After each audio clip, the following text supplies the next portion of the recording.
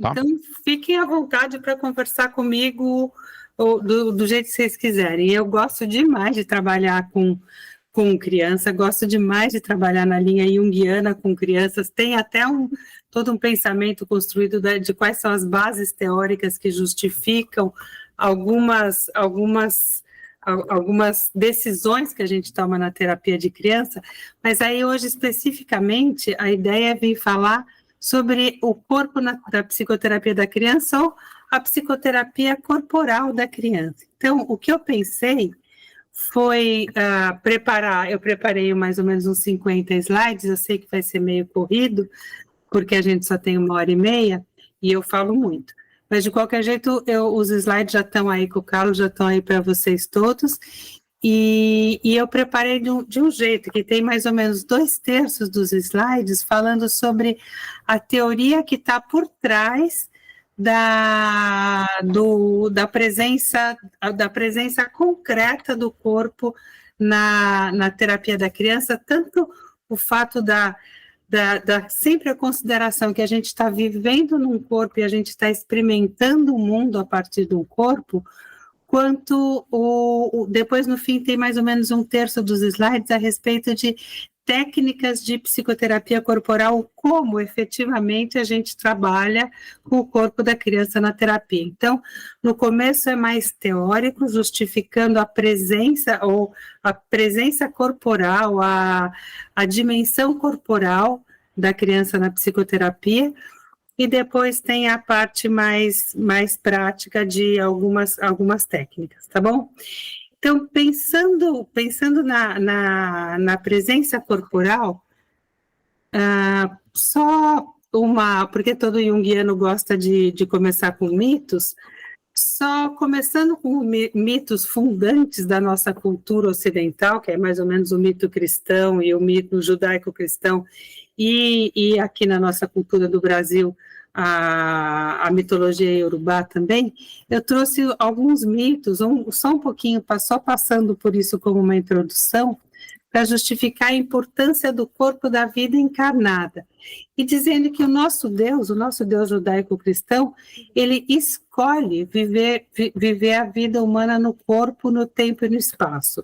Quando você vai perguntar para um teólogo qual a diferença entre Deus e Jesus, Jesus é Deus no tempo, ele escolhe viver, isso é a hipótese do Jung no livro da Resposta a Jó.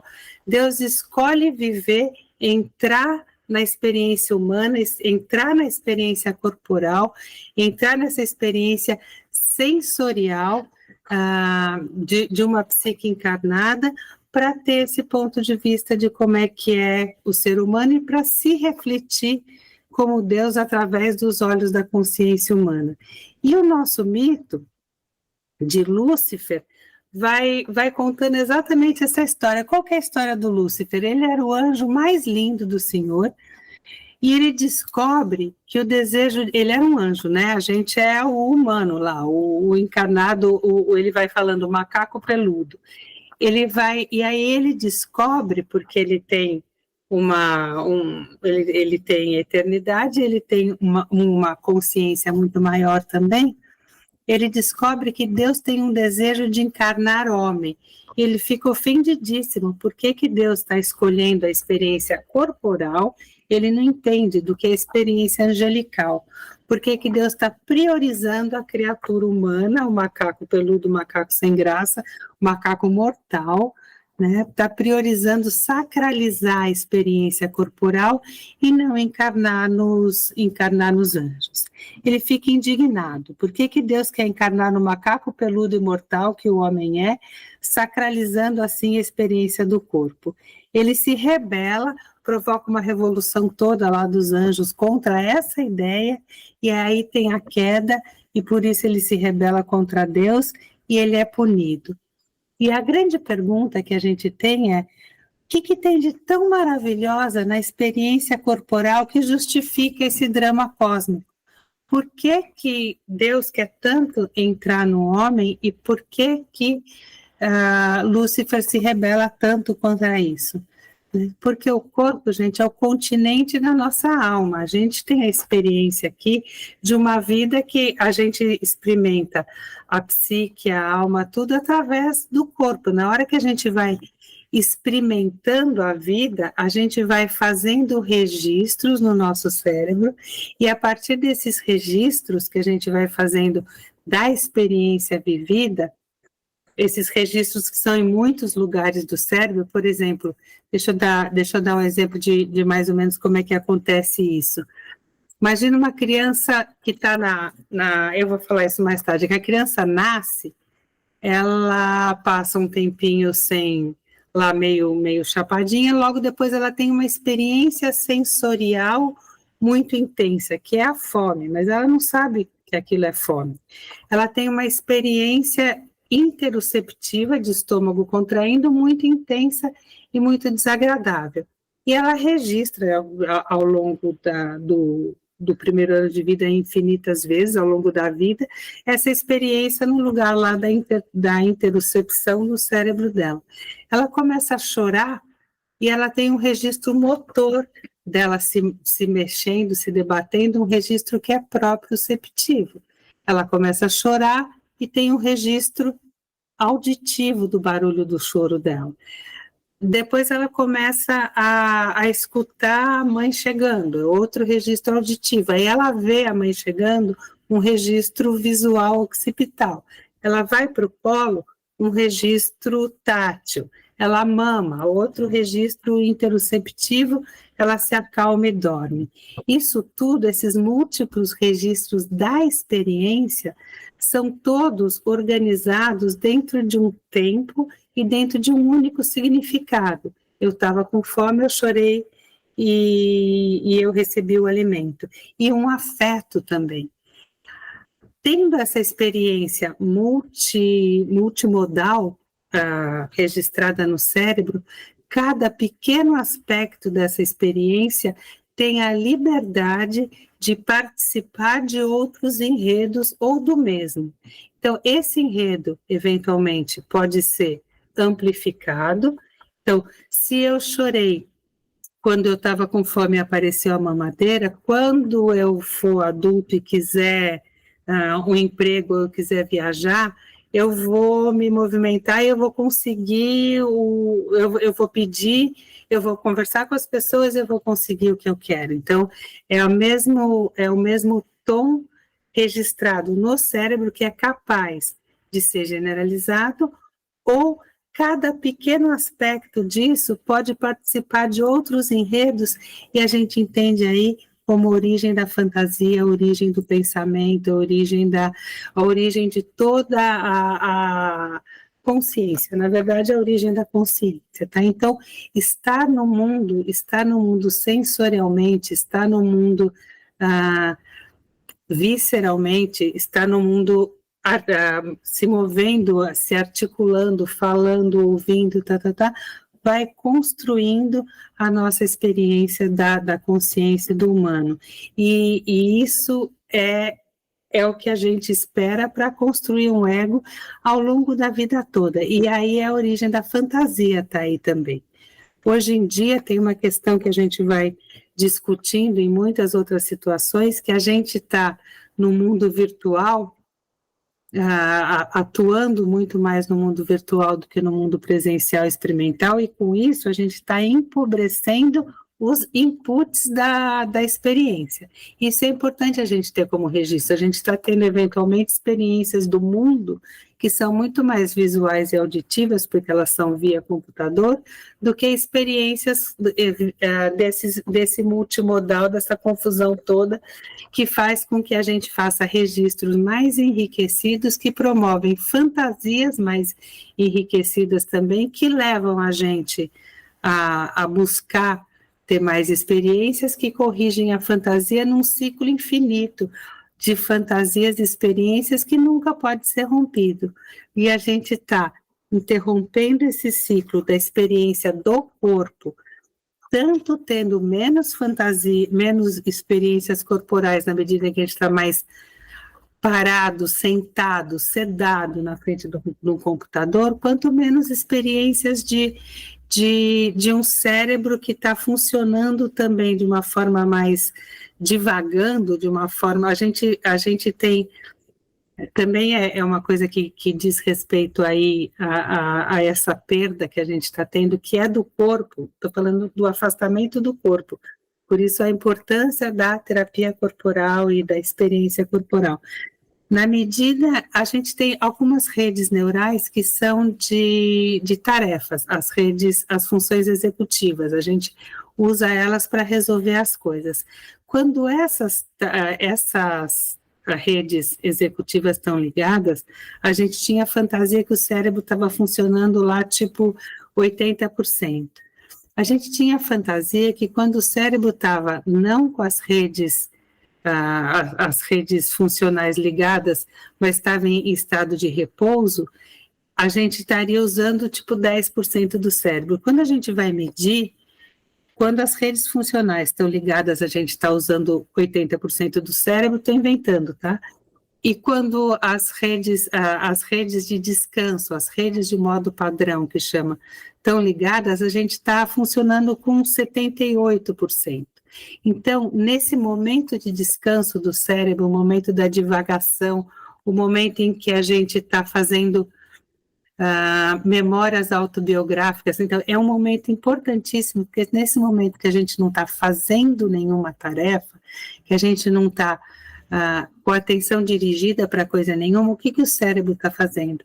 O cérebro está reorganizando as memórias autobiográficas, o cérebro está transitando pelas fantasias, pelas divagações, o cérebro está fazendo o que está vendo o ponto de vista das situações das que a gente já viveu, de vários outros pontos de vista menos prioritários, e o cérebro está fazendo um negócio que eu acho que é super importante, que são as conexões improváveis. Ou seja, quando a gente está divagando e o cérebro está descansando, a gente está fantasiando, tá? E a fantasia vai gerando a fantasia com aqueles elementos que já vieram da experiência corporal e física. Hoje em dia, a gente está diminuindo a experiência corporal e física de nós mesmos no mundo e estamos diminuindo também o tempo da fantasia, porque ninguém mais pode ficar divagando coisa nenhuma, porque a gente nunca mais tem a sensação de tempo infinito. Quando a gente é criança, a gente chega da escola, come, dorme um pouquinho, faz a tarefa, depois vai brincar por um tempo infinito. Quando a gente está de férias, a gente tem a sensação do tempo infinito, que é esse tempo da divagação do cérebro, da liberdade para fazer conexões improváveis. Hoje, que está ligado na fantasia. Hoje em dia, a gente está empobrecendo na experiência e na fantasia, porque a gente tem sempre que ligar para alguém, ir no supermercado, tirar a roupa do varal, ficar mexendo nas redes sociais, e para tudo isso, o cérebro está com as redes executivas ligadas, a gente não devaneia mais. Então, a gente está empobrecendo nossa experiência corporal, na experiência e na fantasia. E isso é um ciclo, porque a experiência gera fantasias que levam a gente à possibilidade de experimentar mais coisas, que corrigem e geram novas fantasias e vai fazendo com que o desenvolvimento se dê de uma forma saudável. A gente está restringindo nas duas pontas. Então, para onde que a gente está indo? Para onde a gente não está indo? Quando eu falo disso, eu sempre falo da imagem do livro da Alice do País das Maravilhas, porque a Alice, antes de começar o livro, é uma tarde de verão, é um domingo à tarde, ela acabou de almoçar, ela está naquela modorra, o cérebro dela está lá nas redes de descanso, nas redes de modo padrão, que a gente chama. A irmã dela está ali do lado, está lendo um livro sem figuras, ela não tem nada para fazer, e aí passa o coelho, e aí ela vai correndo atrás do coelho, e aí ela cai no buraco, e aí vai a história inteira do devaneio dela, do sonho dela, da fantasia dela. Se ela tivesse um celular, gente, ela não ia ver o coelho passar. Se ela visse, ela não ia atrás do coelho. E o pior de tudo é que ela nem vê o coelho, ou o coelho não passa mais. Então, a pergunta é para onde a gente está indo no mundo onde o coelho não passa, onde a gente está se desvinculando da capacidade de fantasiar, de imaginar, de devanear, que leva a novas experiências, que a gente também está evitando, restringindo as nossas experiências corporais. Então, o afastamento do corpo, o afastamento do social, vou falar bastante disso também, leva a consequências muito, muito particulares que a gente precisa pensar hoje em dia. Na mitologia africana, só mais uma para não ficar só judaico-cristã, a gente encontra isso em todas as mitologias. Mas na mitologia africana, Olorum, o Deus Supremo, encarregou Oxalá, que é o orixá da criação, de criar o homem. E Oxalá tentou tudo quanto era material, ele tentou o ferro, ele tentou a madeira, nenhum deles era suficiente maleável para ele construir um ser humano. Ele ficou tentando, pedindo para todo mundo, foi então que a Nanã Buruquê, que é a orixá das águas paradas, das lamas, do mangue, ofereceu a Oxalá uma porção de barro do fundo do lago que ela habitava. Com esse material, Oxalá finalmente conseguiu moldar, né, a criação dos seres humanos, moldar os nossos corpos. Então ele soprou o fôlego da vida no homem, dando força vital para realizar as tarefas. Ele fez com o elemento terra, depois ele fez o sopro. Por ser feito de um elemento que pertence a Nanã, a terra, todo mundo está destinado a morrer. Então a Nanã faz os nossos corpos e recolhe de novo os nossos corpos. Afinal, Nanã reivindica de volta aquilo que ofereceu para o homem existir. A gente só é capaz de existir se a Nanã oferece para a gente um corpo, se a Nanã oferece para a gente uma experiência corporal. Ela diminuiu, isso eu acho bonitinho, não tem muito a ver com isso, mas eu acho bonitinho, mas tem uma reclamação, eu tenho ouvido, ou eu escutei de uma pessoa que teve uma experiência de estado alterado de consciência, que ele estava numa lama e ele encontra uma figura de Nanã, e a Nanã está desesperada e chega para essa pessoa e fala assim, escuta, chega, para, vocês estão me devolvendo barro sujo, barro feio, de vidas, barros despedaçados, de vida de gente que não viveu a vida de forma a se realizar. Vocês estão me devolvendo corpos infelizes, corpos que não realizaram sua função na Terra. Vocês estão vivendo de uma forma que não é aquilo que Jung falou no começo do Memória, Sonhos e Reflexões, que é aquela frase, minha vida é a história de um inconsciente que se realizou, que pela tradução concreta correta, minha vida é a história de um inconsciente que se autorrealiza. Vocês estão me devolvendo corpos não realizados, corpos tristes, e eu não estou conseguindo mais limpar essa lama, limpar esses corpos para oferecer novos corpos saudáveis para as crianças que estão chegando. Então, por favor, parem com isso, vivam a vida de vocês, vivam a experiência, vivam com alegria, vivam dentro dos seus corpos, sacralizando o imenso privilégio de ter uma vida corporal. Tem uma fala do Jung que eu achei nesse final de semana na página 203 do livro 2 dos livros negros, que ele fala assim, a vida não demanda seriedade, a vida é melhor ser atravessada quando a gente dança. Sabe? Então, essa experiência do dançar, experiência corporal leve e alegre, é o que a própria criação está demandando na gente. A última frase desse slide não tem nada a ver com nada, mas eu gosto dela.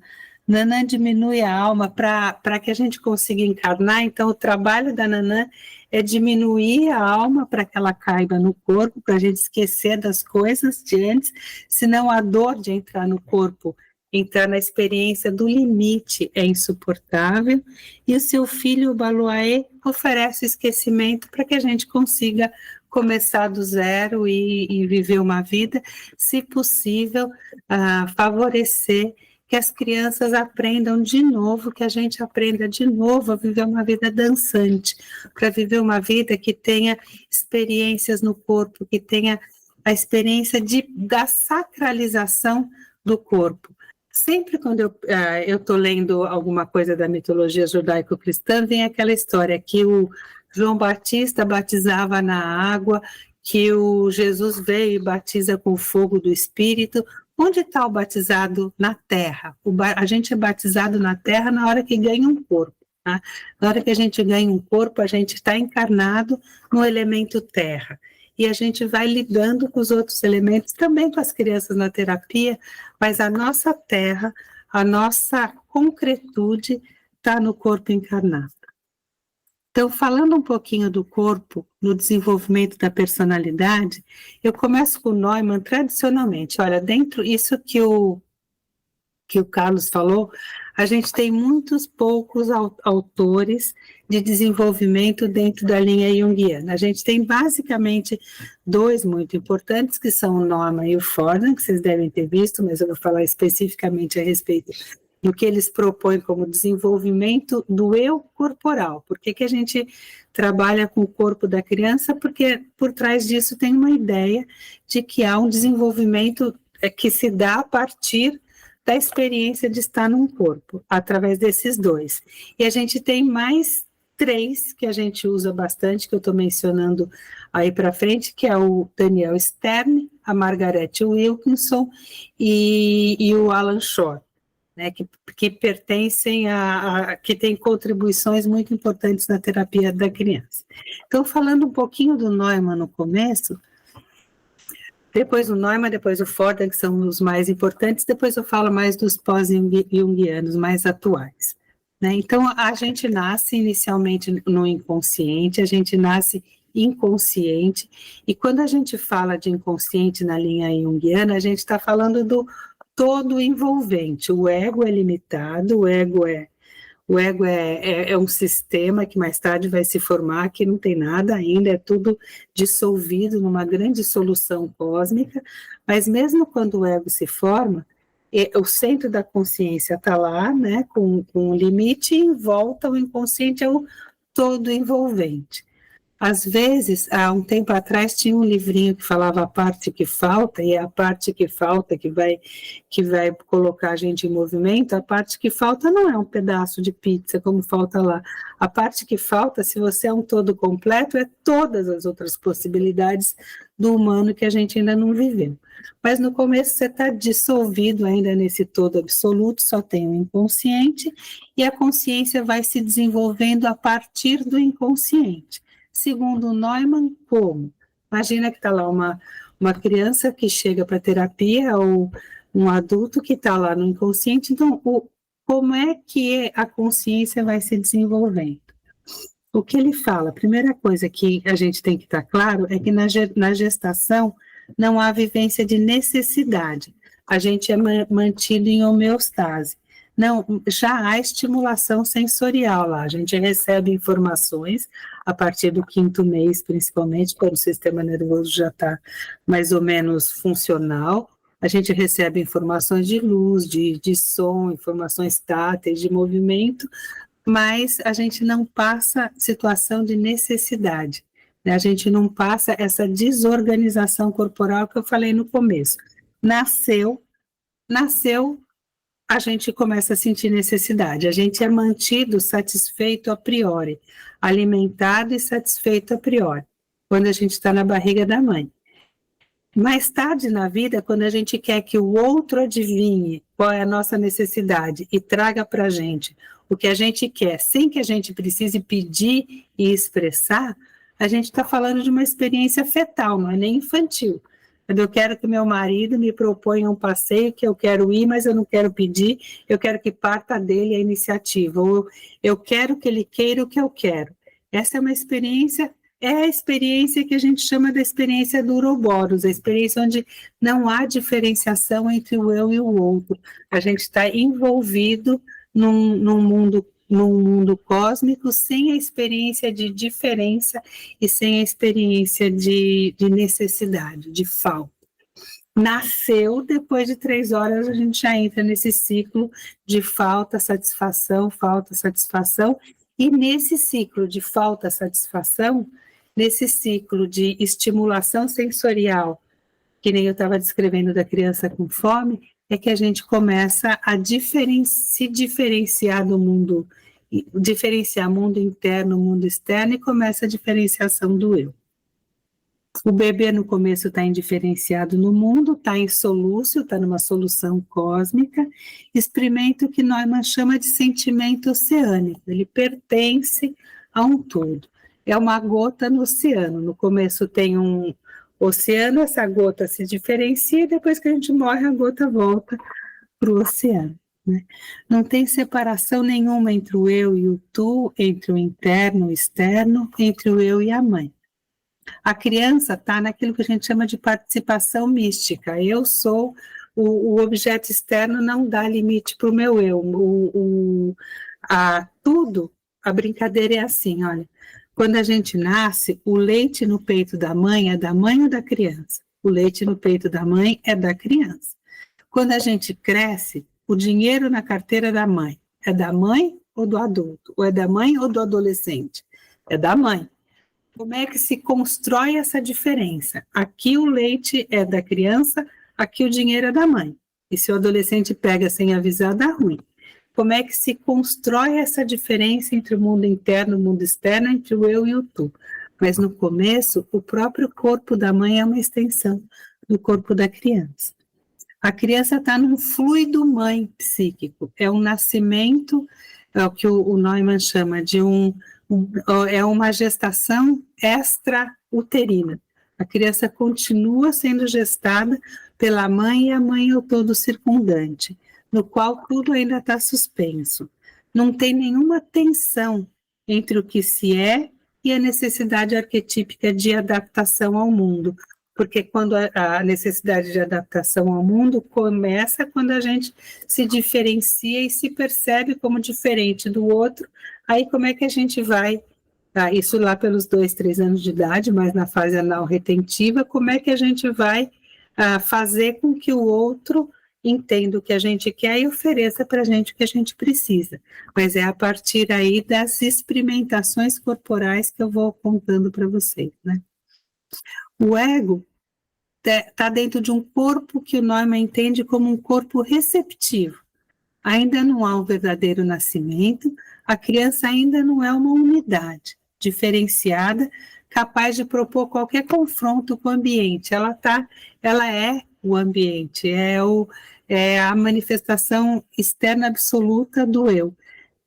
Mais tarde na vida, dentro de uma situação infantil, é quando a criança vira para a gente e fala, pá, te matei. E você vira para ela e fala, estou viva, você não me matou com o seu papapá. Sabe, tem uma diferença entre a sua intenção e o seu gesto e eu que continuo viva. Ou outro exemplo disso que acontece na terapia de criança é quando a criança chega com a mãozinha para trás ou quando ela chega e fala assim, adivinha o que eu fiz no fim de semana? E se ela está nessa fase de diferenciação entre o eu e o outro, pelo amor de Deus, não adivinhe, porque ela precisa fazer um relato do que ela fez, porque o mundo interno dela precisa ser opaco para a pessoa que está de fora. Mundo interno transparente, depois de uma certa idade, a fantasia de psicótico, tá? Então, se a criança está nesse momento de diferenciação, a ideia é não adivinhar. Se a criança está no momento em que ela precisa da participação mística, a gente vai tentando até adivinhar. Um exemplo bem legal disso, bem legal, um pensamento do que eu estou falando é isso, olha, a criança na terapia que se esconde, ela quer ser achada ou ela não quer ser achada? O que ela quer quando ela se esconde? Sabe, a gente não sabe se aquela criança quer ser encontrada ou não quer ser encontrada, mas a gente quer que ela seja, a gente sabe que ela quer ser procurada, porque ninguém se esconde quando ninguém está procurando. Ninguém corre o risco de ficar escondido se não tem um objeto externo em busca dela, em busca da referência. Às vezes ela quer se achar, às vezes não. Mas nesse momento aí, do comecinho de vida, a gente está sem diferenciação do sujeito-objeto, a gente nem se esconde. Por isso que é tão legal para a criança de 1 ano de idade, quando começa a aparecer isso, aquela brincadeira do achou, achou, ela vai, a gente se escolhe, a gente some de novo, aí achou de novo, ela está brincando disso na hora que começa essa primeira diferenciação entre sujeito e objeto. No começo, essa diferenciação esse estado é apessoal, não tem sujeito e sujeito. É tudo um grande fluido cósmico.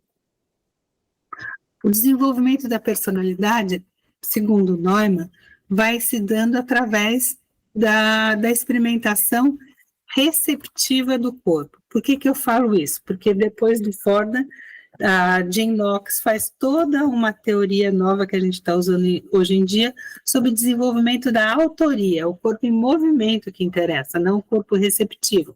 Mas para o Neumann, a ênfase muito maior é no corpo receptivo.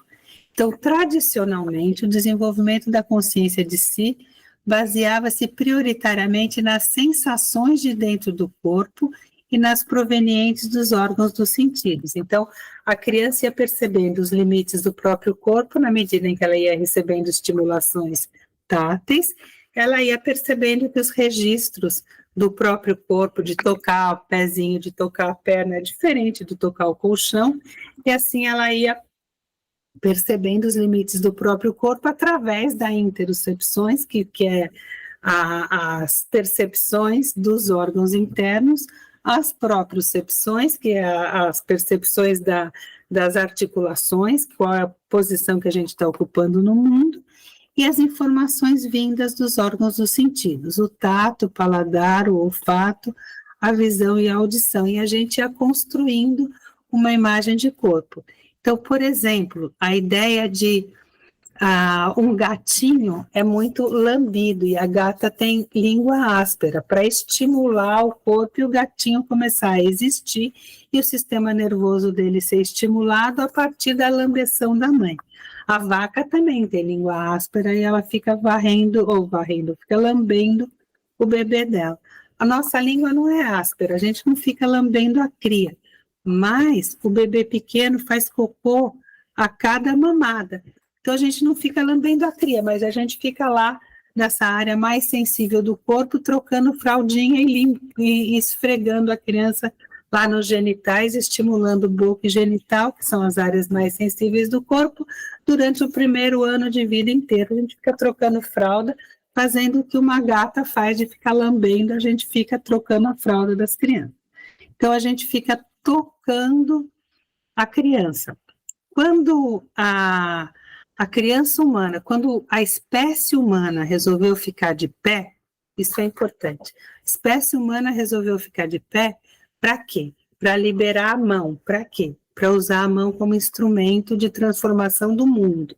Então, a espécie humana fez uma escolha evolutiva da espécie de ficar de pé, e com isso mudou muito o canal de parto, e a gente fez uma escolha evolutiva de nascer uma condição de absoluta incapacidade de sobrevivência, uma condição de precariedade em termos de autonomia.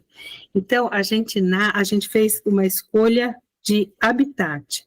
O habitat humano, a gente pode sobreviver no extremo frio, no extremo calor, na aridez, em tudo quanto é lugar. O habitat humano são as relações afetivas, tá? O ser humano não tem a menor condição de sobreviver para além das relações afetivas, porque a gente fez, a espécie liberou as mãos, botou a gente de pé, fez um canal de parto pequenininho, a gente nasce precário, e se não tem um adulto ou alguém no mundo capaz e desejoso de cuidar da gente, a gente não tem a menor condição nem de sobreviver, nem de gerar psique. Então, lembra o tempo todo que todo o desenvolvimento, toda a manutenção da vida física e todo o desenvolvimento psicológico se dá interrelacionalmente. Se não tem no mundo alguém capaz de cuidar da gente, a gente vai morrer. E se não tem no mundo alguém capaz de estabelecer com a gente diálogos criativos, entender nossas necessidades e suprir no plano concreto, afetivo e simbólico, a gente não tem condições de desenvolver psique também. Então, todo o desenvolvimento é sempre interrelacional. É corporal, é físico, as necessidades são físicas, os registros são fisiológicos e dependem de outro ser humano na relação com a gente para que a gente consiga ir em frente, oferecendo tanto a comida quanto a acolhida, quanto a representação simbólica dessa comida. Isso não é uma escolha pessoal, uma escolha da espécie, tá? O Winnicott tem uma frase que eu gosto muito, que ele fala que faz parte da saúde mental a consciência da dependência. Essa ideia de ser feliz sozinho não tem nada a ver com a experiência do humano encarnado. Tá? A gente precisa do outro o tempo todo, a gente precisa conversar com o outro o tempo todo, a gente precisa trocar na terapia, a gente precisa trocar com os nossos parceiros, com os nossos amigos, a relação com o outro, que também é o outro interno, inconsciente, é a nossa condição de desenvolvimento psíquico o tempo todo. A gente vive numa situação de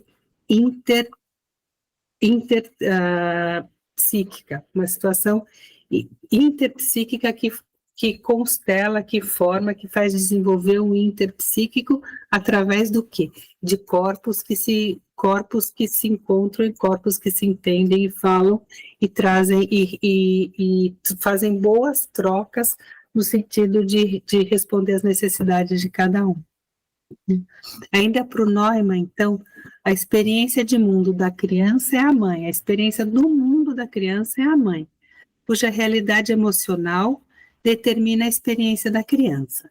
A mãe não está nem dentro nem fora, não é uma realidade separada de si externa, e nem o corpo é ainda experimentado como o da criança. O corpo da criança é tão grande e limitado quanto o cosmos, ela chora e ela mesma cria a mamadeira que chega, ela não tem essa diferenciação ainda entre o eu e o outro, a mãe é o todo envolvente, é o continente circular da criança. A relação da criança, então, já que a mãe é o todo, não é com a mãe pessoal, não é com aquela pessoa que fala para a criança, não grita que eu estou com dor de cabeça, porque a criança absolutamente não está escutando, não tem o outro ainda que esteja com dor de cabeça. A criança está expressando a necessidade, está fazendo acontecer o que ela precisa. Então, a relação não é com a mãe pessoal. Eu falo, a mãe não é pessoa, a mãe é espaço. A mãe é espaço de tranquilização, a mãe é espaço de nutrição, a mãe é espaço de proteção. Ela vai virando pessoa ao longo do desenvolvimento. Mais tarde, a mãe vai incorporando numa pessoa e vai se individualizando na mãe pessoal. Mas durante todo o começo do desenvolvimento, a relação é com a grande mãe tranquilizadora e doadora de tudo que a gente precisa para a sobrevivência. E muitas vezes a gente tem 60 anos, vai visitar a mãe de 90 e ainda espera que a mãe de 90 traga um macarrãozinho, que faça alguma coisa para a gente. Eu tenho uma paciente que vai na casa da mãe de 96 e fica olhando em volta o que ela vai levar para a casa dela depois que a mãe falecer. Quer dizer, a mãe é espaço sempre na vida, é o piques, é o lugar onde a gente está protegido, é o lugar onde a gente põe a mão e nada de ruim vai acontecer para a gente. Esse é o espaço do materno, da grande mãe boa, que está internalizado dentro da gente. A grande mãe é o ser que alimenta, protege e que se liga afetivamente à criança nessa sensação que a gente tem que, enquanto a gente tem mãe, se você morrer, alguém vai perceber que você morreu, depois de 3 dias vai mandar os bombeiros lá para o seu apartamento. Depois que você não tem mais mãe, você não tem a sensação de ser prioridade absoluta na vida de ninguém, né? O Neumann acreditava que a criança estava no self da mãe, e que mais tarde ela ia se diferenciando enquanto self. Isso hoje em dia a gente não usa mais, é só histórico mesmo, porque tá muito claro agora a ideia do Ford na criança como indivíduo, que para cada gestação é diferente, cada experiência de criança, cada experiência de cada filho é completamente diferente, existe um ser inconfundível que vem desde o começo, né? A criança estava contida na mãe, apesar do corpo dela já ter nascido. E aí essa experiência do desenvolvimento da consciência era toda baseada no corpo receptivo, nas sensações que aquele corpinho ia tendo ao longo do primeiro ano de vida.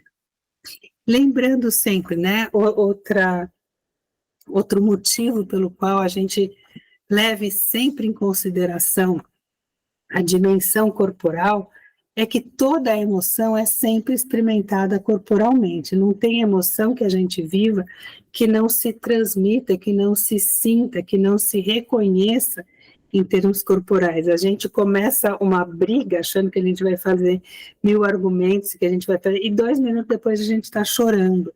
A gente tem uma sensação de raiva que é física, é muito difícil controlar a raiva física. A gente começa uma discussão no plano das ideias, depois já está no emocional, no xingo, e tem que fazer um controle para não voar no pescoço da pessoa.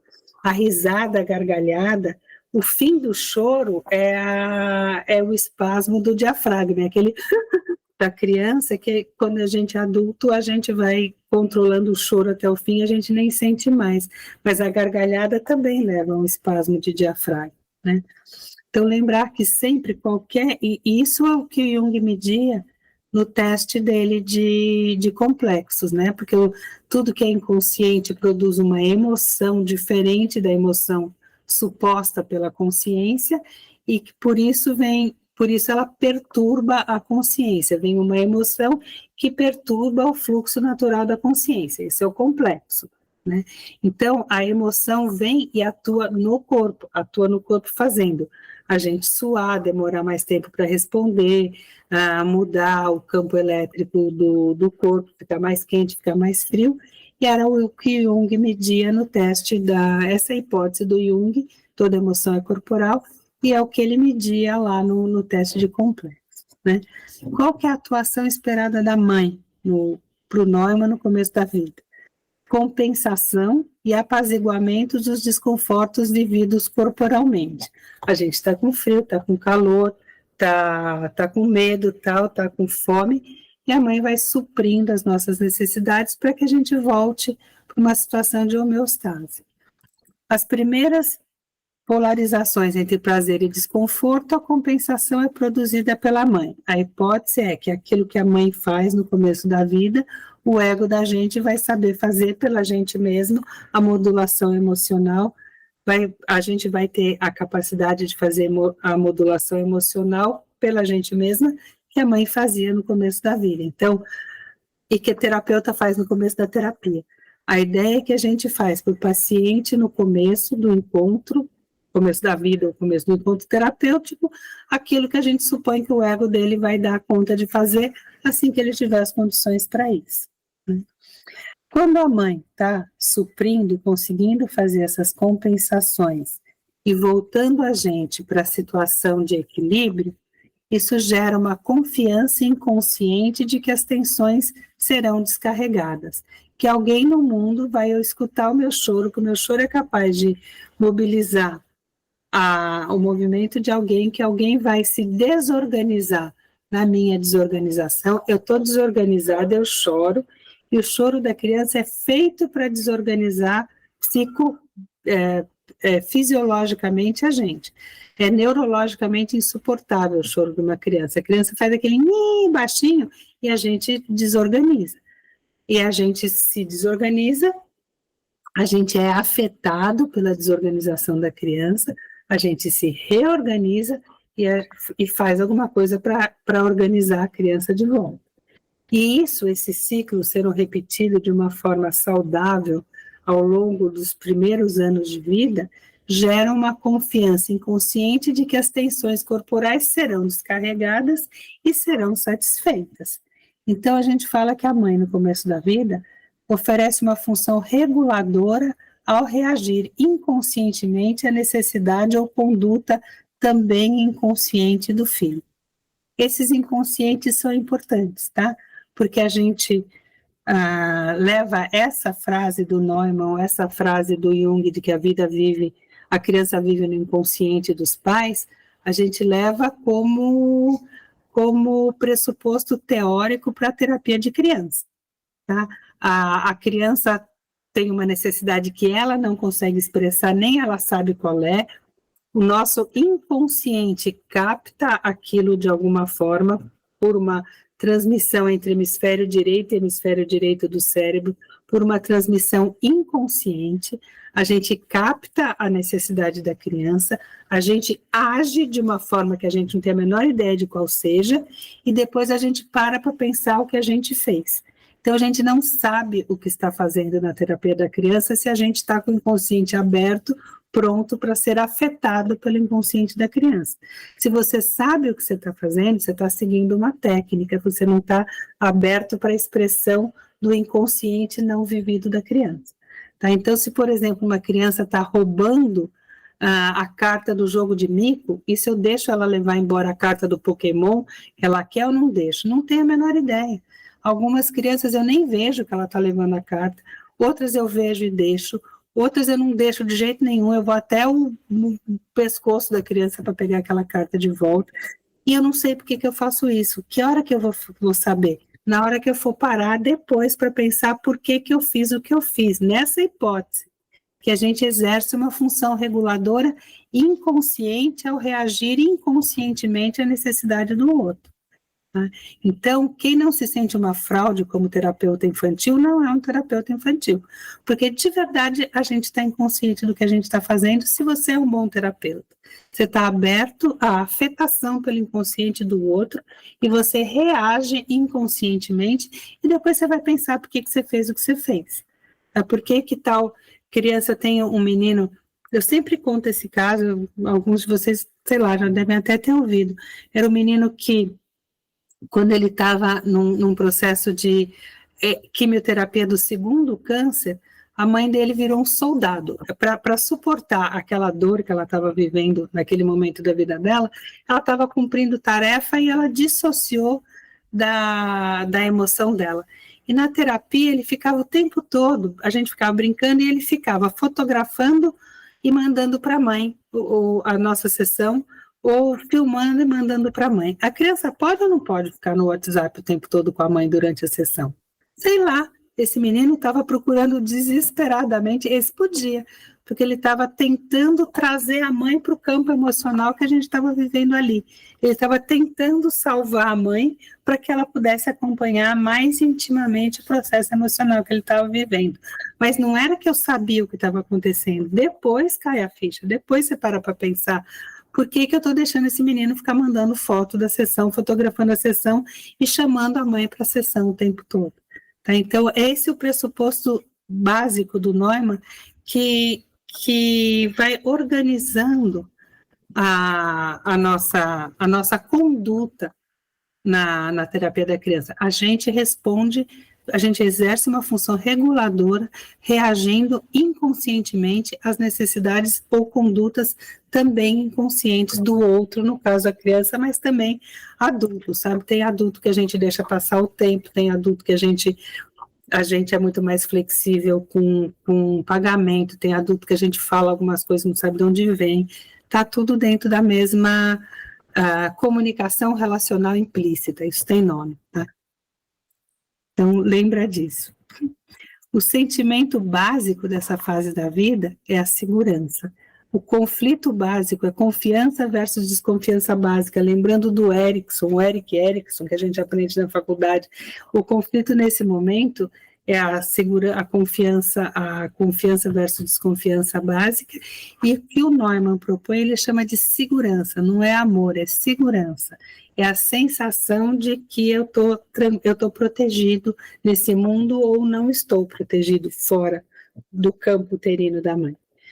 Os distúrbios da sensação de prazer são regulados e prontamente compensados, e a identidade eu, tu e corpo self é sempre restaurado.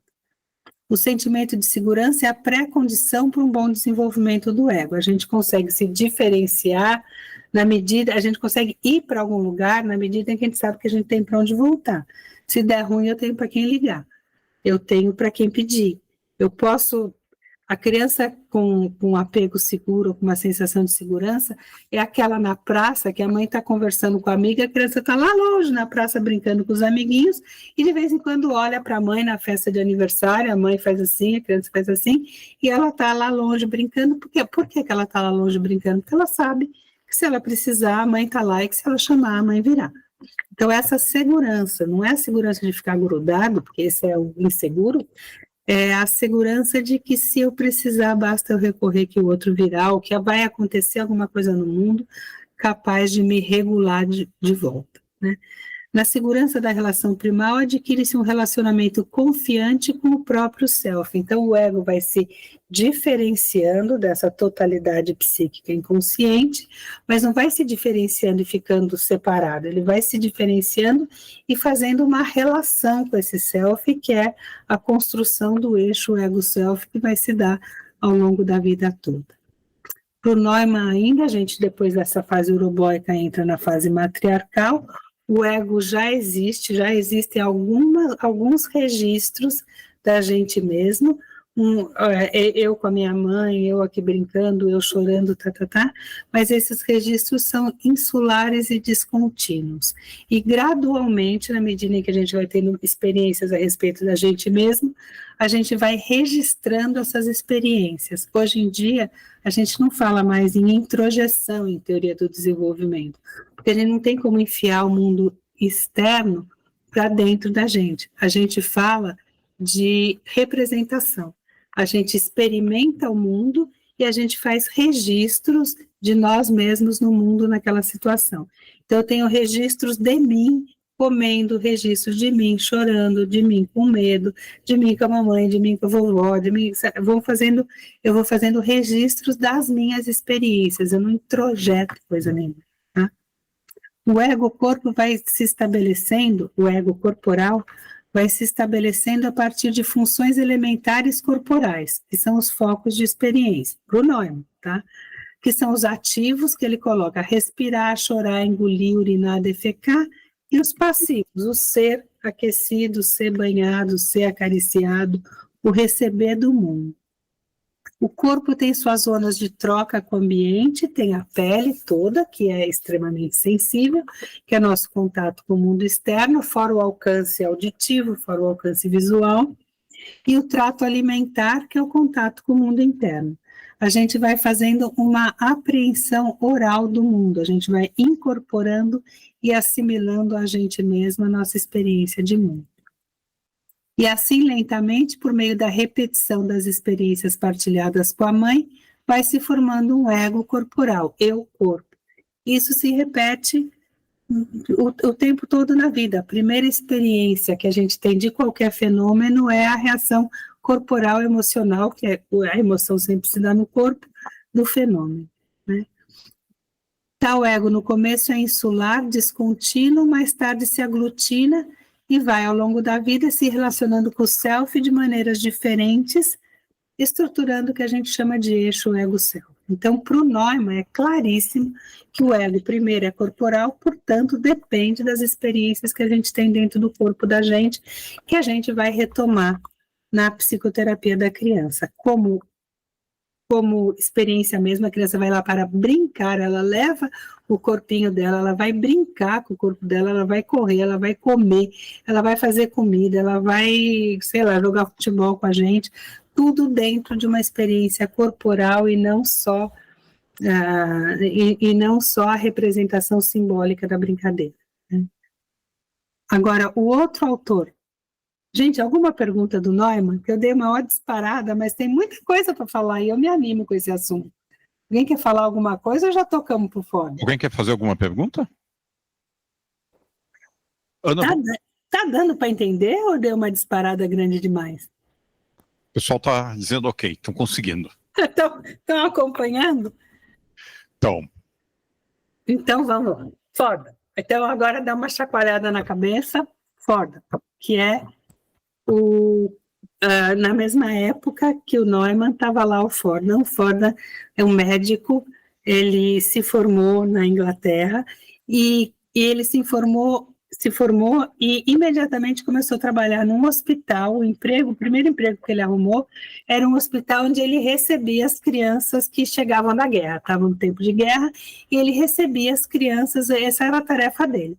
E ele percebe que aquelas crianças não só precisavam ser recolocadas, as crianças muito feridas, que tinham ficado órfãs e tal, como elas precisavam de ajuda terapêutica, né? Então, o Neumann pouco trabalhou com crianças, mas o Ford era o que estava, de fato, com a mão na massa do atendimento infantil. Tá?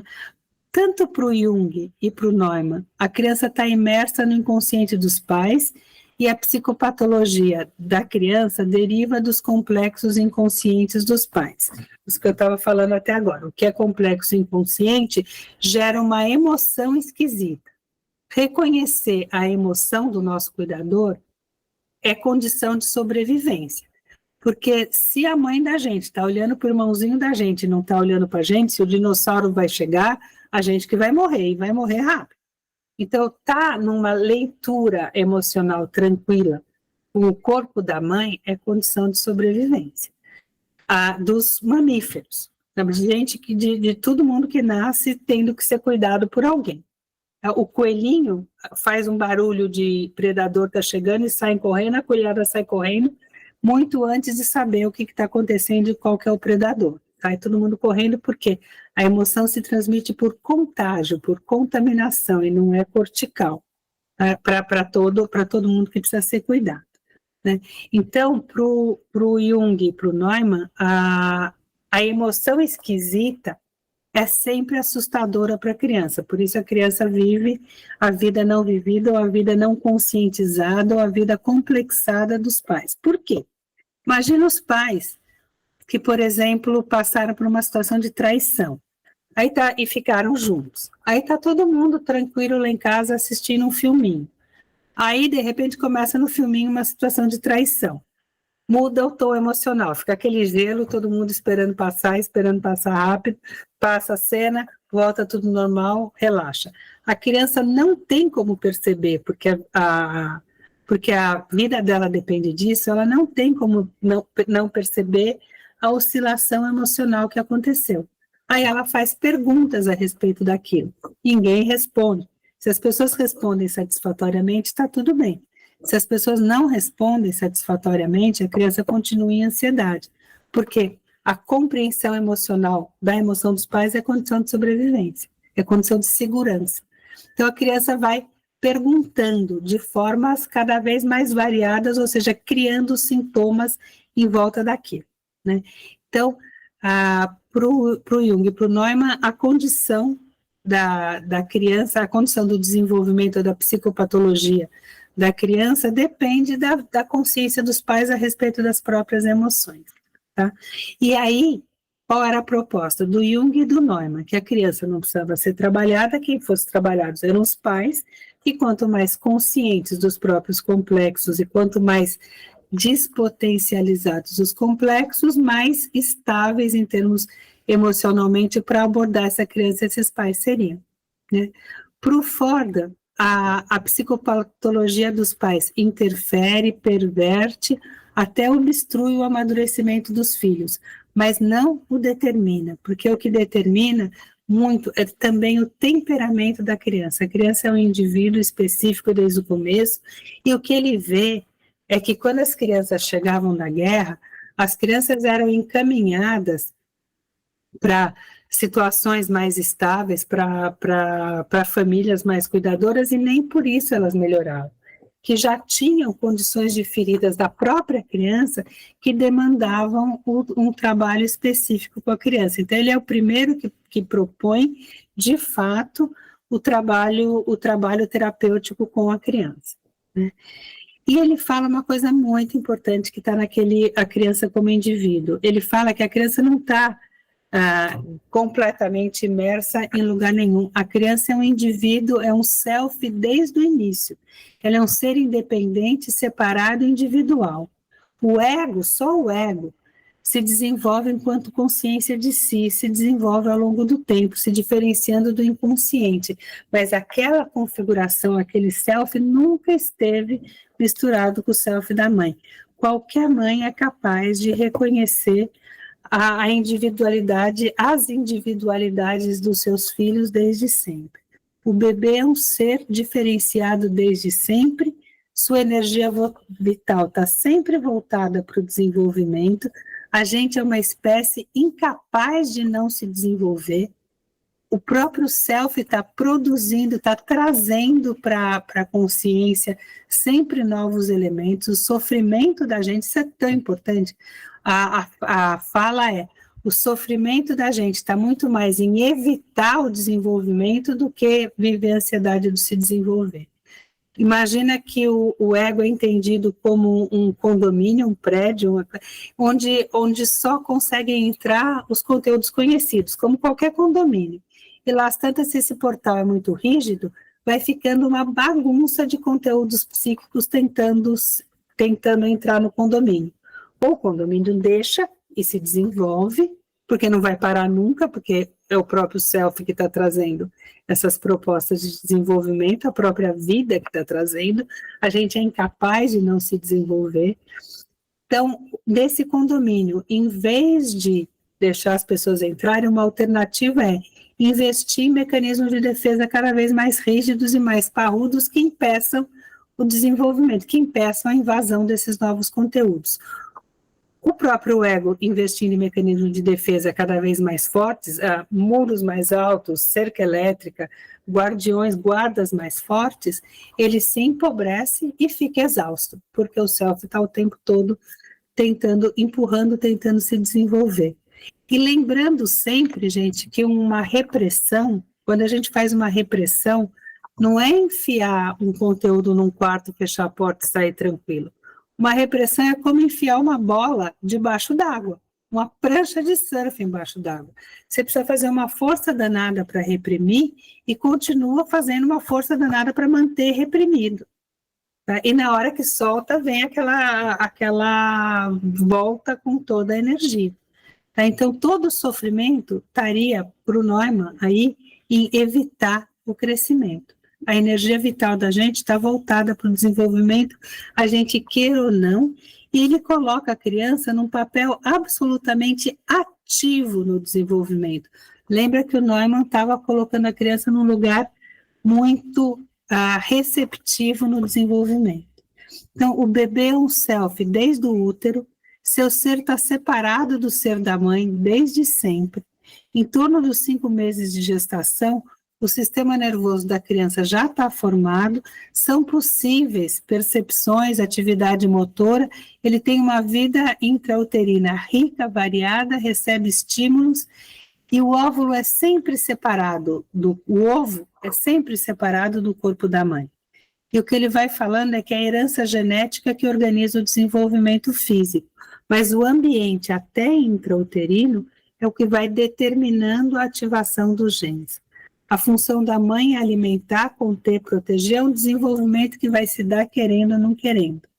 E ele leva isso para o literal, para o extremo. Ele fala que tem indícios, e hoje em dia se comprova isso, que o próprio nascimento seja desencadeado também pelo bebê, pela emissão das mensagens químicas para a mãe. O cérebro do bebê emite algumas mensagens químicas que desencadeiam o parto na mãe.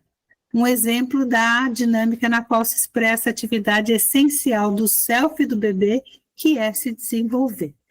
Tanto que hoje em dia eles permitem o aborto das crianças anencefálicas, sem cérebro, porque falta essa informação, falta a participação da criança no parto, e a mãe eventualmente pode morrer ou ficar num risco de vida muito maior, né? O bebê, ele vai falando isso, a atividade da criança, né? Ele fala que o bebê participa da primeira mamada, entrando numa sequência de busca do mamilo. A mãe facilita a mamada, mas é o bebê que busca. Ele contribui, ele fala que a criança é capaz de ressuscitar uma mãe deprimida. É a criança que faz com que a mãe nasça. A mãe não se relaciona com o filho como se ele fosse um feixe de sistemas fisiológicos, então nunca tem essa confusão entre os selfies. A criança é um indivíduo desde o começo e mais, é um indivíduo ativo desde o começo. É sempre uma pessoinha. Assim, a mãe apreende e respeita a integridade da criança desde sempre. O bebê é uma pessoa cuja natureza é consistentemente reconhecível, contínua e que produz e que possui individualidade. Ele só não tem consciência. Disso eles vão falando os dois, que é impossível que o bebê exista no estado exclusivamente narcísico. A criança existe na relação o tempo todo. Não importa como ou se os objetos externos são percebidos. O Fordham afirma que o bebê visa o objeto, visa o outro, a relação, desde a vida intrauterina. O bebê que ativamente promove o apego da sua mãe a ele.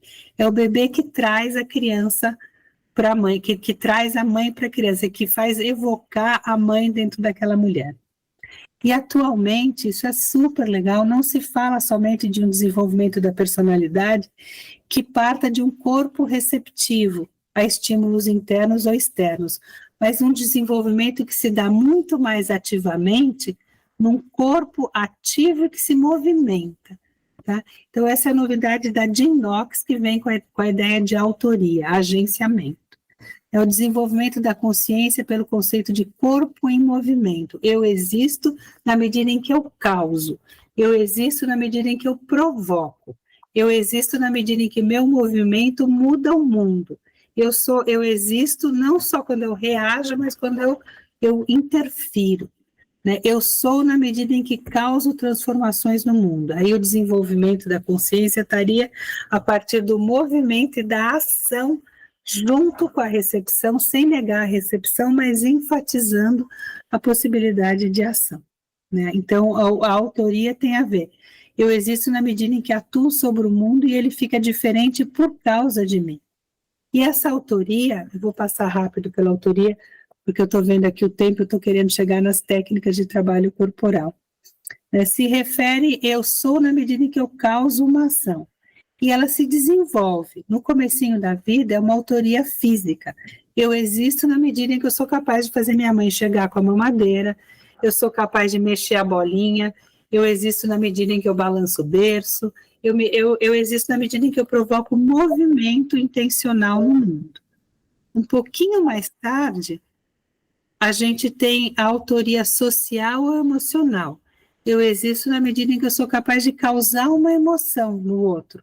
Eu sou capaz de fazer o outro se desorganizar, eu sou capaz de fazer o outro dar risada, eu sou capaz de fazer o outro chorar, eu sou capaz de fazer o outro ficar bravo. Eu existo na hora que eu sou capaz de criar emoções. E um pouco mais tarde, depois vocês veem nos slides, tem as idades, tem as autorias cognitivas e intelectuais. Eu sou capaz de falar, eu sou capaz de me expressar, eu sou capaz de fazer com que o outro compreenda o meu pensamento e a minha intenção, não só o meu comportamento manifesto, mas também a intenção do comportamento que eu não manifestei. Ana, Oi? essa autoria implica no reconhecimento do outro, da minha autoria, dessa questão da relação? Sim, eu existo na hora que eu provoco uma transformação no outro. É no outro, né? No ambiente físico, na autoria motora, é no ambiente físico. Eu existo na medida em que eu quebro isso no vaso. Né? E as crianças com muito pouca permissão para existirem são as crianças que usam mais a autoria física. Eles rasgam as coisas, eles são inadequados, eles quebram as coisas, eles se machucam. E aí, na medida em que a autoria emocional vai se estabelecendo, a criança é capaz de provocar emoções, o se colocar em risco fisicamente já vai diminuindo, porque ela é capaz de fazer com que o outro fique bravo com uma frase que ela falou, e não precisa mais ir lá e rasgar o caderno do amiguinho. E a autoria intelectual é mais tarde também, sabe? Eu sou capaz de fazer com que o outro entenda a ideia que eu sou capaz, que eu estou querendo transmitir. O outro sabe o que eu estou falando, entende meu argumento e é capaz de reagir a ele. Então, é sempre uma reação ao outro. Eu sou autor na medida em que eu provoco transformações no mundo externo, não material, no mundo relacional também. Peraí, mais uma pergunta aqui. Ana, no caso assim de um menino adolescente assim, que tem mau comportamento, assim, vamos dizer, na escola, fala muito palavrão, xinga, quebra as coisas. Isso tem alguma coisa a ver com a autoria? Lógico, a gente pode entender isso que você está falando muito especificamente. Se você me falasse assim, um cara que bate o carro que destrói, dá PT no carro do pai a cada 3 meses. Eu estaria entendendo que ele está que a autoria dele está regredida no lugar da autoria física. Ele existe na medida em que fica doente, ele existe na medida em que ele causa danos físicos na família, ele existe na medida em que ele quebra tudo. Você está falando de um carinha que está provavelmente tentando ainda estabelecer uma autoria no plano emocional. Ele existe na medida em que ele irrita, que ele provoca emoções. Mas o que ele está lutando é por existir, não é por irritar. E se a gente não entende isso neste lugar, você não consegue ajudar a pessoa. Que nem uma criança, imagina uma criança de 2 anos de idade tentando aprender a autoria emocional, a criança com 2 anos de idade entra na fase que a gente chama de negativismo primário. Tá? Então, qualquer coisa, ela já começou a existir, ela precisa se diferenciar. Então, qualquer coisa que os pais, até aquela idade ele era o anjinho bonitinho da mamãe e do papai. Chega uma idade que qualquer coisa que os pais propõem, a criança recusa. Você fala, vai tomar banho. Ah, não quero tomar banho. Você vai vestir essa casaquinha. Eu não quero casaquinho. Tá, tudo ele opõe. Ou ele já olha para o prato, você bota o prato na frente da criança, eu não quero esse, aí ela olha, esse amarelinho, eu não quero feijão, não quero... Ele precisa se opor para sentir que ele existe, ele só consegue existir na recusa total do outro, porque ele ainda é completamente primário. Se você entende isso como um conflito de autoridade, a criança está me desrespeitando, você vai lá e esmaga a possibilidade de autoria emocional dessa criança. Você obriga ela a se submeter ao seu poder. Agora, se você entende que a criança está fazendo isso porque ela precisa existir, para ela existir, ela precisa ter um espaço de autoria, você dá uma resposta tipo, tá bom, você pode escolher, se você vai pôr o casaquinho, tudo bem, mas você pode escolher se você quer o vermelho ou o azul.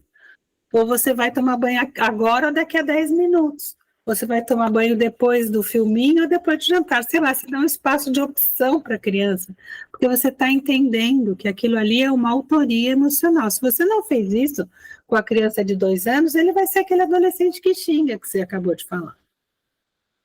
Que ainda não consegue sentir que existe a partir, por exemplo, da transmissão de ideias, de compreender a intenção do outro, de fazer com que o outro consiga entender a intenção dele, que consiga fazer uma autonarrativa. A autoria é a autoria autonarrativa. Eu sou capaz de me apresentar para o outro de acordo com as minhas características. Agora, se você entende que aquilo é uma necessidade de existência, a tua reação àquilo é completamente diferente do que seria o massacre daquilo. As representações do... Deu? É isso que você queria saber?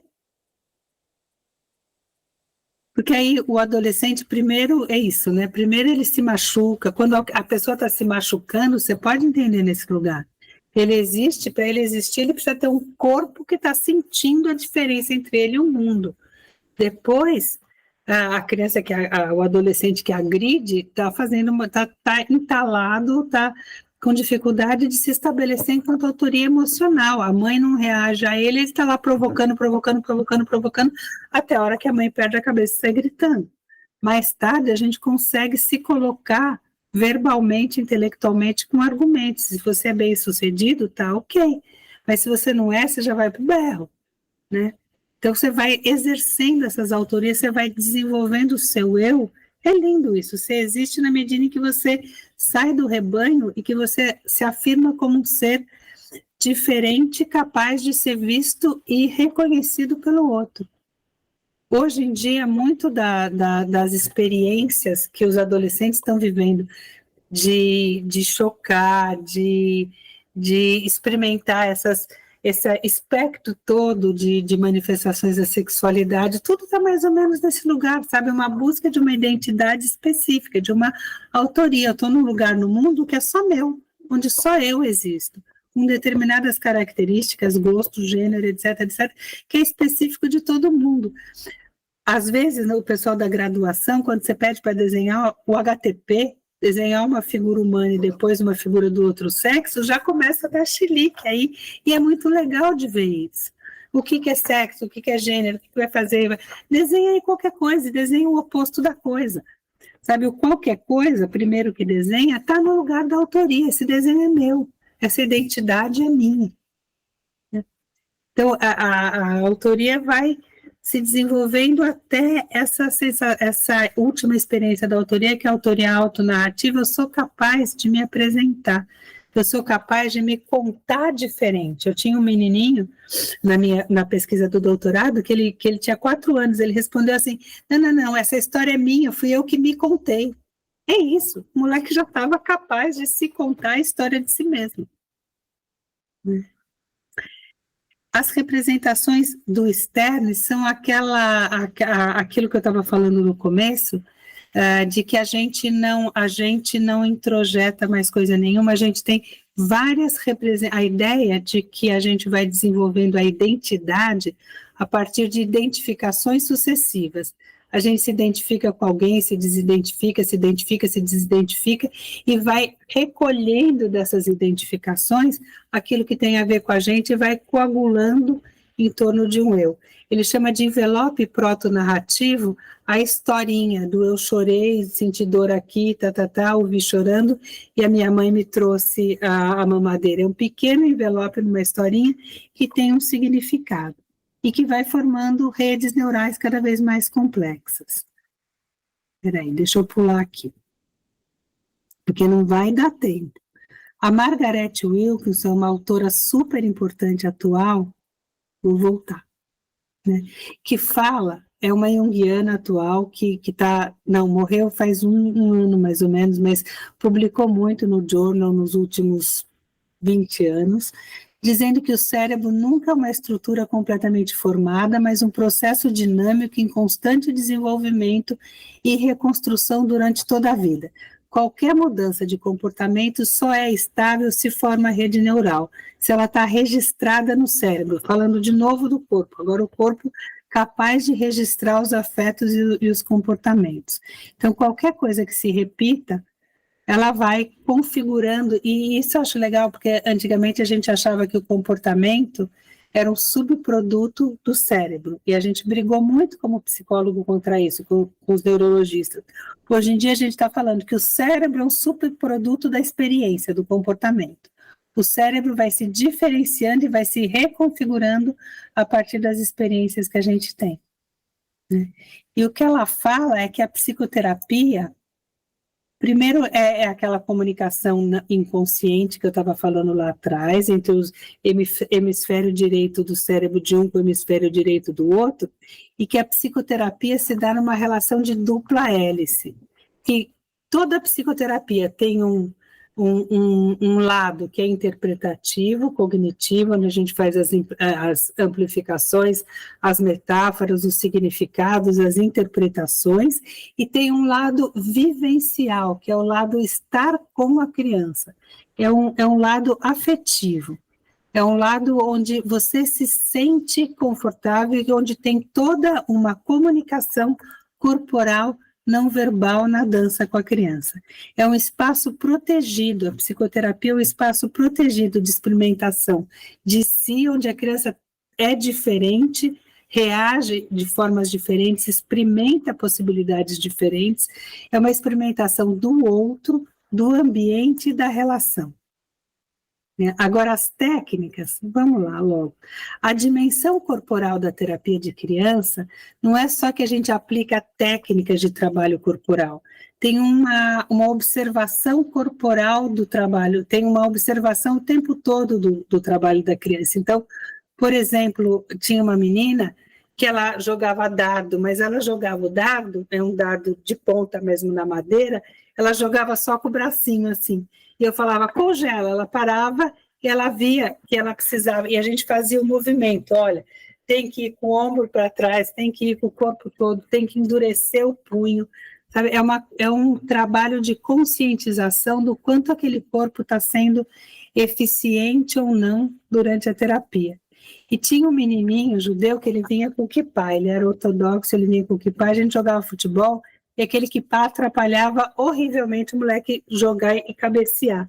Aí ele tirava o kippá para jogar futebol e entrava num conflito enorme, porque ele queria, o corpo dele queria jogar futebol, mas se ele ficasse com o kippá, ele não conseguia se jogar na bola como ele deveria. Então ele tirava o kipá, jogava a bola, mas depois ele tinha que fazer uma reparação religiosa para aquilo. E também funcionava no plano corporal, porque ele fazia uma boa ação. A boa ação era fazer queijo quente, que ele estava com fome, ele comia também essa regulação corporal, e ele levava para o porteirinho da clínica, que era a parte boa ação dele, para fazer uma mitzvah, que ele falava que era uma boa ação, para voltar ao estado regulado, né? O corpo, as técnicas de trabalho corporal, a gente bota a criança deitada, a gente faz massagem, a gente faz trabalhos sutis.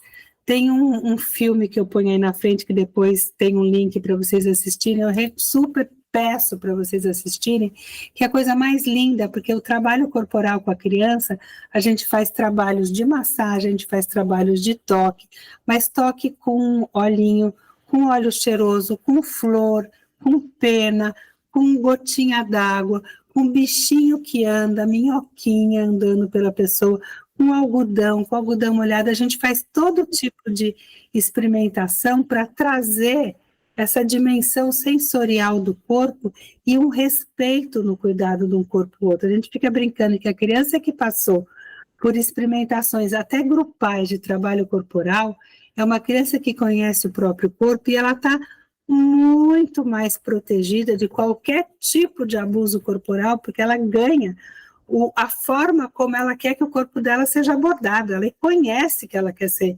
abordada com delicadeza, ela conhece que ela pode ser violenta com o outro, ela conhece que ela pode ser violenta, ela conhece o limite do prazer e do desprazer no contato corporal. Então, tem as técnicas, a calatonia, por exemplo, que é muito sutil, e essas técnicas que são muito, muito, muito delicadas, e tem a massagem, que é mais muscular, então tem um monte de técnicas onde a criança sente a dimensão, sente a continência do corpo dela. Isso muitas vezes é o abraço apertado, é o enrolar no colchão, para a criança sentir o corpo inteiro, enrolar no colchonete, deitar em cima e apertar com tudo. A criança às vezes sai da terapia de ponta cabeça, eu vou segurando as canelinhas dela, os tornozelos, eles vão andando assim. Uma criança que não quer sair da terapia, a gente vira de ponta cabeça, ela vai feliz e correndo encontrar a mãe que nem uma lagartixa. Não precisa entrar num confronto físico, basta mudar o corpo de posição no espaço, que muda toda a atitude da criança. A gente tem as danças, a estátua, os balanços, fala. O que eu estou entendendo é que o corpo, a experiência com o corpo vai formar o ego, ou seja, vai formar o limite ou a borda que a gente precisa. E essa experiência corporal, muitas vezes, é onde começa a estruturar o ego, onde começa a definir a borda da pessoa. Isso, a borda é o padrão de relacionamento que ela quer estabelecer no resto da vida com ela mesma e com as pessoas.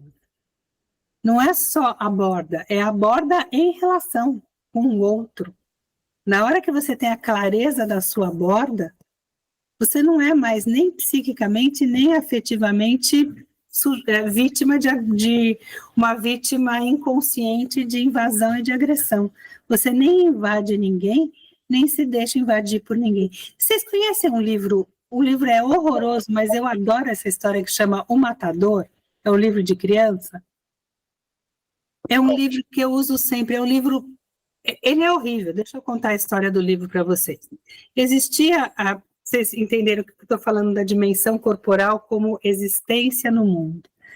Existia um menininho... Então, no tempo quando ele era criança, todo mundo matava passarinho. Todos os amigos dele moravam no lugar onde tinha muito passarinho, todo mundo tinha um estilingue e todo mundo já tinha matado o pardão, menos ele. Ele nunca conseguia, chama O Matador o livro, ganhou um monte de prêmio Jabuti. Bom, aí ele nunca conseguia matar o passarinho. Aí ele tentava e ele não tinha pontaria, ele não tinha força suficiente, até que a hora que todo mundo começa a tirar sarro dele, e até o passarinho não sai mais do fio, fica lá, nem o passarinho se sente mais ameaçado por ele. Aí ele começa a perceber que ele está sendo mais violento no jogo de futebol com os moleques. E aí ele percebe que Isso dá um alívio imediato, mas não resolve o problema, porque todo mundo já tinha matado um passarinho, menos ele. E ele ficava tentando no quintal da casa dele acertar a pontaria com uma caixinha de fósforo, e a caixinha de fósforo ficava lá na forquilha da jabuticabeira e também não caía nunca, porque ele nunca conseguia acertar. Até um dia que ele estava no quintal da casa dele, ele vê um pardal no muro. Aí ele pega o estilingue dele. Não, ele está sem o estilingue, ele joga uma pedra, não acerta e o passarinho não dá a menor bola para ele, continua lá onde ele está, no beirão. Aí ele vai dentro de casa, pega o estilingue e volta, o passarinho está lá. Aí ele joga uma pedra, nada, o passarinho, nada, ele pega outra pedra, joga e acerta no passarinho. Aí o passarinho cai por trás do muro. É horrível o livro, mas ele é muito maravilhoso. O passarinho cai por trás do muro. Ele sai correndo pela rua para ir atrás no terreno onde ele sabe que o passarinho caiu. E ele fica louco para encontrar um amiguinho pelo caminho para contar que ele também tinha matado um passarinho. Ele não encontra ninguém. Mas aí ele chega lá e ele põe a mão na moita para pegar o passarinho onde o passarinho morreu. Só que ele pega o passarinho não morreu. O passarinho está agonizando e o coração do passarinho ainda está batendo. E ele tem aquela sensação de horror. Aí o passarinho cai da mão dele, é horrível. Aí ele pega de novo, o passarinho continua agonizando e ele taca o passarinho na parede e no muro e o passarinho cai. E a frase é: o passarinho parou de piar. E a última imagem do livro é a mancha de sangue que estava do passarinho na parede, no coração dele. O passarinho nunca mais parou de piar dentro de mim. Se você não tem a experiência corporal da coisa, você não aprende a coisa. É horrível esse livro, mas ele está trazendo isso, sabe? Quem na vida não teve a experiência da própria agressividade corporal, da própria violência, da própria destruição, do próprio amor, quem não viveu essas coisas no corpo, não consegue dimensionar. E uma vez que a gente viveu, a gente aprende para sempre. Se a gente fica matando na internet, matou, morreu, a gente não aprende o horror que é o ferir alguém. E na hora que você corporalmente vai aprendendo esse limite do corpo, você aprende o limite da relação com o outro corpo também. Então esse é o lugar da terapia corporal da criança. Você aprende o próprio limite do ego e aprende a relação com o limite do ego e do corpo do outro. E você aprende os limites, o que daquilo não pode ser transgredido nunca. Além disso, tem as técnicas expressivas, e uma coisa muito, muito importante, só para encerrar, né, porque aqui tem já o link do trabalho com criança, do filminho, que eu achava legal vocês assistirem, mas uma coisa muito legal é que, assim, se a criança tem momentos de prazer, ela vai criando redes neurais capazes de sentir o prazer. Ela vai criando redes, ela vai criando neurotransmissores e neuroreceptores de prazer. Crianças que vivem pouco prazer criam poucos receptores de prazer. Crianças que vivem prazer normal criam uma psique normal. Agora, se a criança está lá e você oferece um prazer a mais, a criança vai criar mais receptores e mais transmissores desse prazer. Então, a gente é capaz de criar corporalmente pessoas mais potentes para a alegria.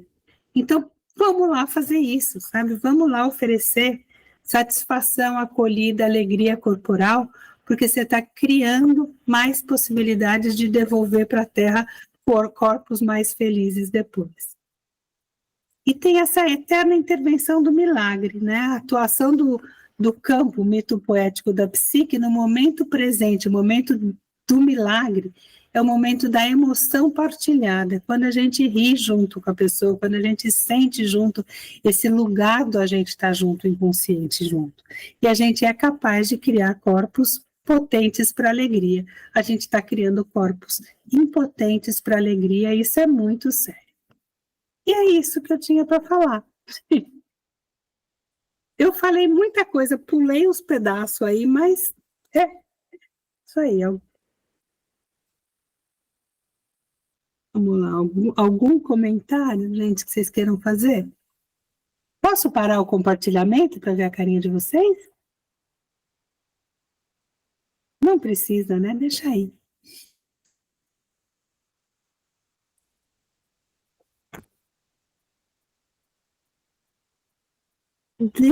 Deu para ter ideia do que é a terapia corporal de criança, pessoal? Ou do que é tão importante a dimensão corporal e a presença corporal da criança? E da gente como um corpo feliz brincando com a criança? Pessoal, alguém quer fazer alguma pergunta?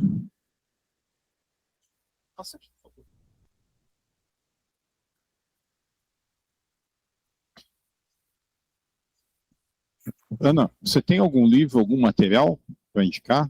Seu, produção própria ou outro? Você é autora. Deixa eu pensar. Bom, depende do tipo de assunto específico.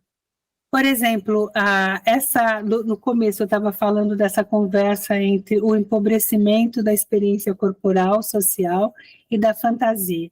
Isso está num capítulo de um livro da Liliana que deve sair agora no fim do ano. Está lá. Essa construção de um corpo potente está no livro do Shore. Qualquer um livro ou aula do Alan Shore, ele está falando disso, e esse livro sobre o trauma da Daniela Sif, lá tem essa ideia no capítulo do Shore. O livro da Margaret Wilkinson chama Os Novos Caminhos, chama O Corpo na Psicoterapia. O da Jean Knox peraí, ele está aqui do lado. Deixa eu ver como é que ele chama, que acabei aqui. Essas alturas. O do Stern é a constelação da maternidade. O da Jean Knox é arquétipo, apego e análise. E agenciamento na psicoterapia. Depois eu mando. Mas se quiser eu faço uma lista das referências e mando. Mas a psicoterapia...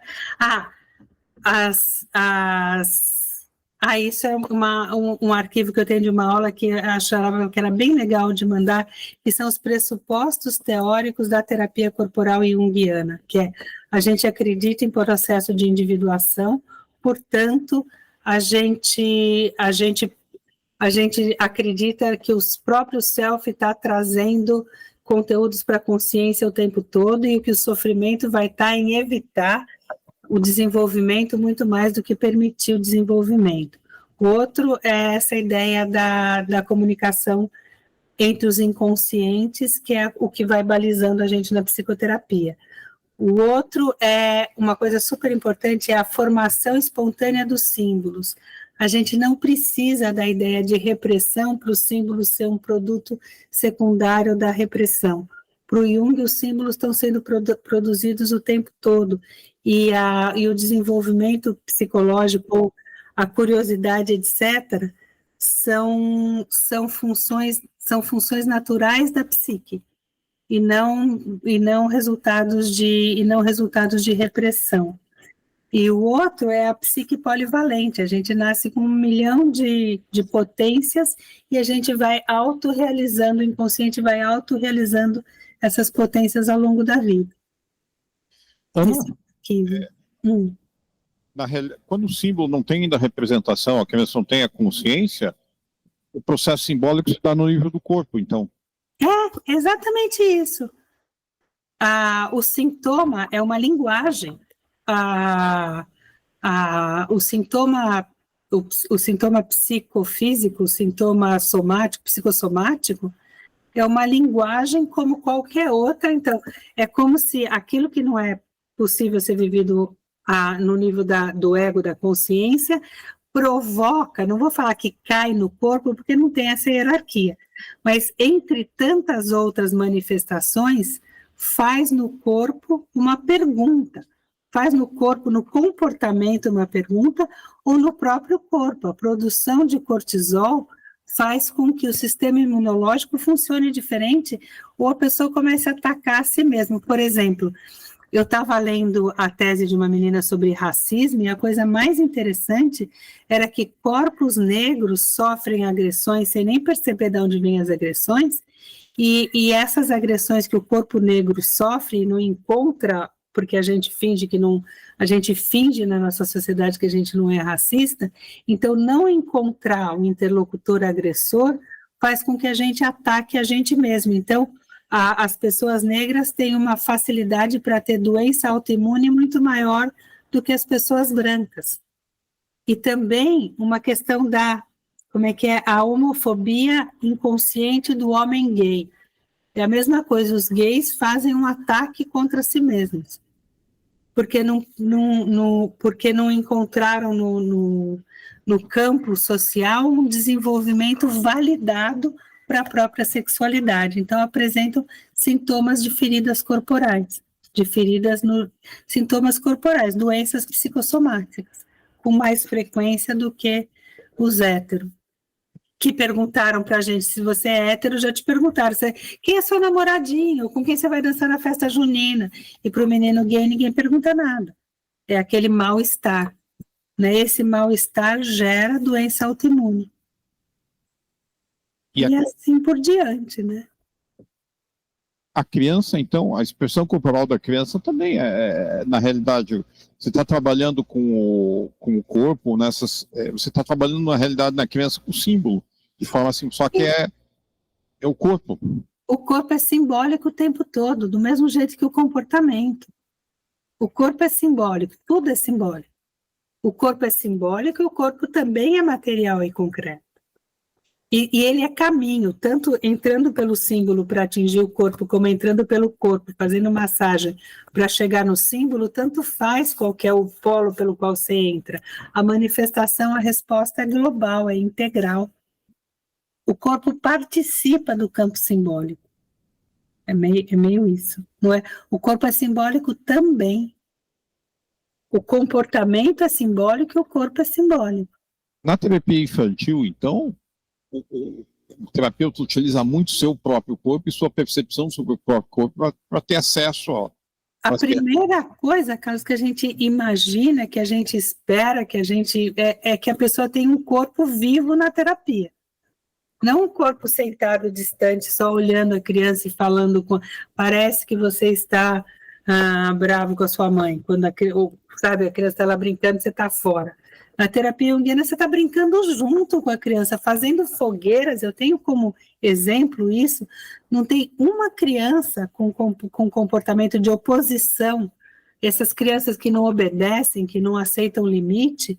Eu faço umas fogueiras enormes com ela, a criança não folga nem um minuto, nunca mais, né? Ela não folga com a fogueira, porque o próprio elemento fogo dá o limite, a natureza dá o limite, e elas estabelecem com o adulto capaz de controlar o fogo, de suportar a emoção, uma relação muito respeitosa. É quase uma divindade capaz de controlar o fogo. Então, em 2 minutos, se você faz uma fogueira enorme, a relação de autoridade está refeita. Porque a natureza grita e o corpo percebe o limite, o corpo não vai lá se queimar. Então, nesse sentido, sabe, ter um corpo vivo, capaz de brincar com a criança, capaz de mexer se propor fisicamente, as crianças que tipo não querem sair da sala de terapia, eventualmente eu grudo elas e falo, eu sou uma jiboiona, eu engoli você para sempre, você nunca mais vai ver a sua mamãe. Até pela enantiodromia a criança sai rindo, correndo, deixa eu sair daqui dessa louca, e vai lá encontrar a mãe. Então, sabe, meu corpo ali segurando o corpo da criança, enrolando o corpo da criança, botando o corpo da criança na relação viva com o meu. É muito importante ter um corpo vivo como terapeuta de criança, para estabelecer uma relação significativa com aquele corpinho que está lá buscando caminhos de autoconhecimento. Gente, eu acho que está adiantado da hora, né? O povo foi para Rio e tudo. Ana, eu vou fazer a última. Alguém tem mais alguma colocação, uma pergunta? Oi? Eu tenho os slides. Mas depois eu te mando as referências, deixa eu até anotar para mandar referências e textos. Isso, eu tenho. Não, o pessoal pediu os slides, Ana, posso colocar? Pode colocar e pode autorizar eles a fazerem dos slides o que eles quiserem, porque, sabe, o que saiu daqui está no mundo. Faz o que quiser os slides. Mas eu achava bem legal, se der, para assistirem o filminho que está lá, o link do filminho, porque é a coisa mais linda numa escola aqui em São Paulo, que a gente dava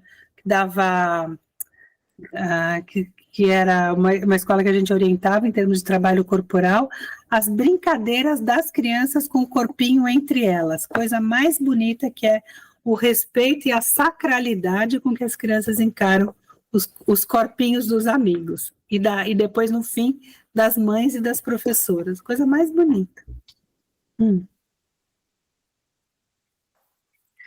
Pode, mas pode fazer o que quiser. Então, a gente tem uma ideia de proteção excessiva da infância hoje em dia. Então, a proteção excessiva, o cuidado excessivo, evita exatamente de matar o passarinho, do ponto de vista metafórico.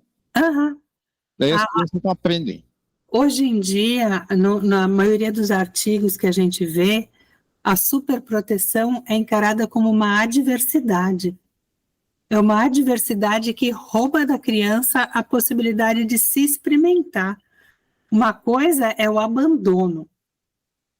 Por exemplo, tem uma história, acho que no livro do Robert Bly, só contar a história do caçadorzinho, que eu acho que é super importante. Não é uma questão de gênero, é um menino ou uma menina, tanto faz.